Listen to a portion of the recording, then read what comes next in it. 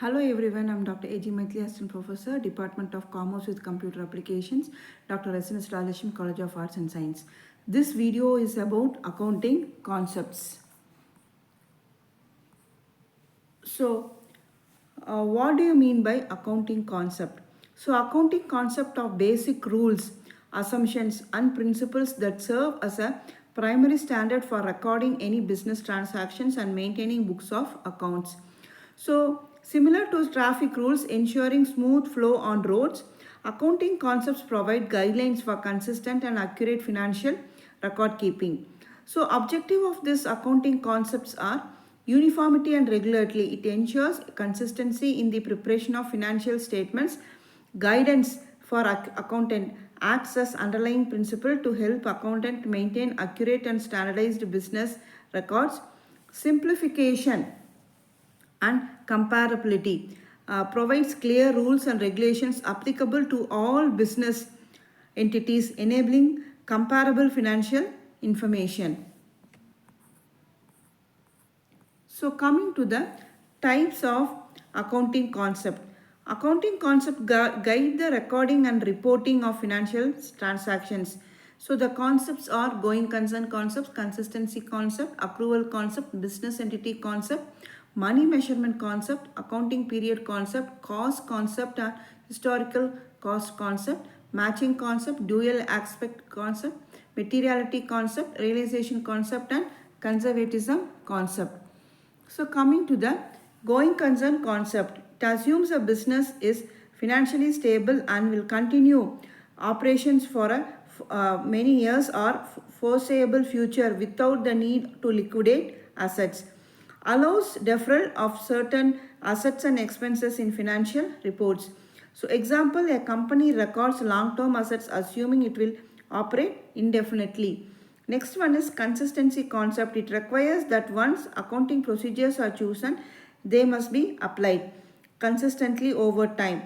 Change in accounting policies are allowed only for compelling reasons. Example, if a company uses straight line method for depreciation, it must continue unless a valid reason justifies a change. So year after year, it has to use only straight line method while calculating depreciation. Accrual concept. Transactions are recorded when they occur regardless when the payment is made or received.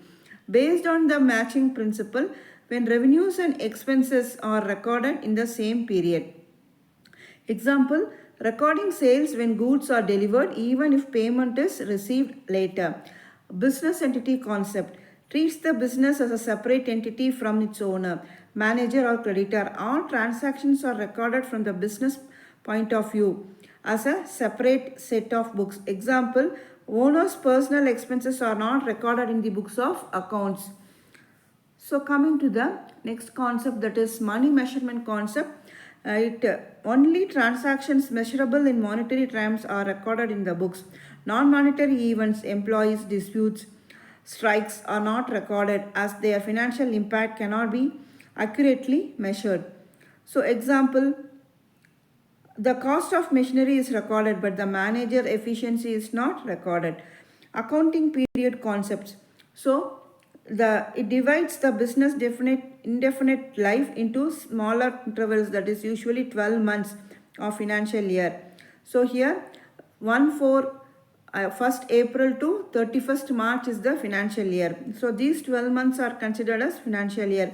It enables periodic reporting of financial results. Example, preparing annual financial statement of the financial year. Cost concept.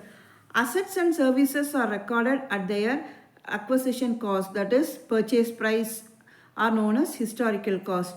Represents the financial valuation of resources, materials, time. For example, a machinery purchased for $10,000 is recorded for $10,000 and not its current market value. Matching concept. Matching expenses to the revenue that helps generate in a specific period to determine accurate net profit. Example, salaries paid for work done in a financial year are recorded in that financial year itself.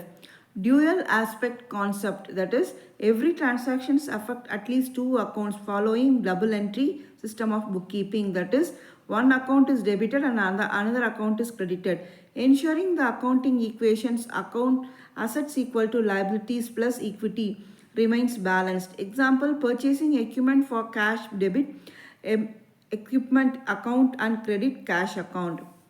Next one comes the materiality concept.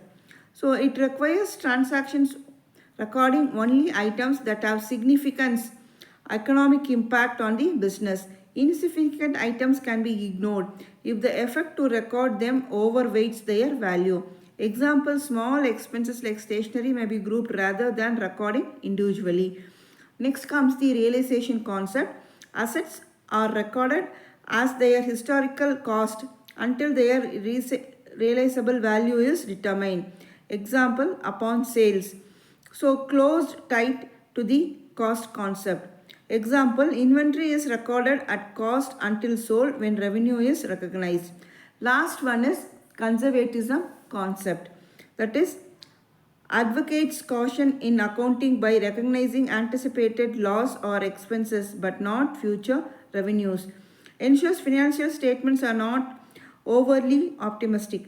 Example, provision for doubtful debts is recorded but expected profits are not until realized. So, accounting concepts provide a framework for consistent, accurate, and standardized financial reporting. They ensure uniformity, comparability, and reliability in financial statement across all types of business. Each concept addressed a specific aspect of accounting, from recording transaction to assessing financial health.